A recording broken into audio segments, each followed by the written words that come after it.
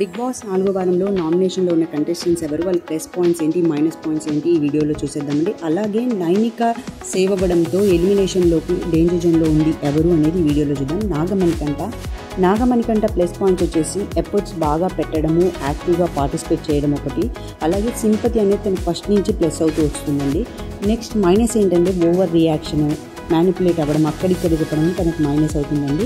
కానీ సేఫ్ జోన్లోనే ఉన్నారు ఓటింగ్లో చూస్తే. నెక్స్ట్ వచ్చేసి ప్రేరణ మాత్రం గేమ్స్ బాగా ఆడుతుందండి. అలాగే తప్పే చేసినా ఒప్పుకోవడం అనేది తన జెన్యూనిటీని చూపిస్తుందండి, అది కూడా ఒక ప్లస్ పాయింట్. హౌస్లో యాక్టివ్గా ఉండడం ఒకటి. ఓటింగ్ అనేది వచ్చేటప్పటికి చాలా బాగా సేఫ్లో ఉన్నారండి. యష్మి ఓటింగ్ కూడా తనకు పడుతున్నట్టు తెలుస్తుంది. అండ్ ఈ వారం చాలా యాక్టివ్గా ఉండడం, తన వాయిస్ని వినిపించడం జరిగింది కాబట్టి తను సేఫ్లోనే ఉందండి. నెక్స్ట్ ఆదిత్య ఓం గారు వచ్చేటప్పటికి ప్లస్ పాయింట్స్ వచ్చేసి సైలెంట్గా ఎవ్వరు ఏమన్నా రిసీవ్ చేసుకోవడం అండి.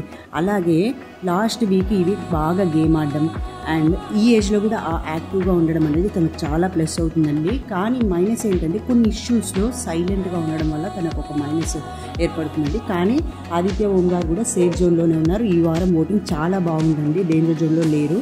నెక్స్ట్ వచ్చేసరికి పృథ్వీరాజ్లో ఫిజికల్లీ స్ట్రాంగ్, అందరితో కలవడం స్టార్ట్ చేసిండు. బట్ ఇంకా కమ్యూనికేషన్ కూడా లిటిల్ బిట్ ఇంప్రూవ్ అయింది. కానీ మైనస్ వచ్చేటప్పటికి సోనియా మ్యానిపులేషన్ ఒకటి, వాళ్ళ టీమ్గా ఫామ్ అయ్యి ఆడడం ఒకటి చాలా మైనస్ అండి. ఓటింగ్లో సెకండ్ డేంజర్ జోన్లో ఉన్నారండి. నెక్స్ట్ వచ్చేసప్పటికి నబీల్ వచ్చేటప్పటికి ఫిజికల్గా చాలా బాగా ఆడుతున్నాడు, యాక్టివ్గా, అండ్ తన ఒపీనియన్ స్ట్రాంగ్గా చెప్పడం. మైనస్ అంటూ ఏం లేదండి, అందరితో కలవడం బాగుంది. కానీ సమ్టైమ్స్ ఒక డిఫరెంట్ ఎక్స్ప్రెషన్ ఒకటే తను మైనస్ అవుతుందండి, అంత ఇంతకుమించి ఏం లేదు. నెక్స్ట్ సోనియా గారికి వచ్చేటప్పటికి ప్లస్ల కంటే మైనస్లో ఎక్కువండి. ప్లస్ పాయింట్స్ వచ్చేటప్పటికి తన వాయిస్ని గట్టిగా వినిపించడం అండ్ లిక్విడ్ అండ్ బుద్ధి సపోర్ట్ అనేది తన ప్లస్ ఉంది. మైనస్ వచ్చేటప్పటికి నోటికి ఏది వస్తే అది మాట్లాడడం ఒకటి, మాట్లాడిన దాన్ని రైట్ అని వాదించడం, అనవసరమైన మాటలు అనడము, మ్యానిపులేషన్ చేయడం, పృథ్వీని కానీ నిఖిల్ని కానీ క్లాన్ని కానీ, అలాగే క్లాన్లో వాళ్ళని రెచ్చగొట్టడం, ఫిజికల్ గేమ్స్ ఆడలేకపోవడం, తప్పు చేసి ఒప్పుకోకపోవడం, ఎవ్రీథింగ్ నెగిటివిటీ అనేది చాలా ఫామ్ అయిందండి. తను ఎలిమినేట్ అయ్యే ఛాన్సెస్ చాలా ఎక్కువగా ఉంది. ఈ వీడియో కనుక మీకు నచ్చినట్లయితే please subscribe my channel Usha.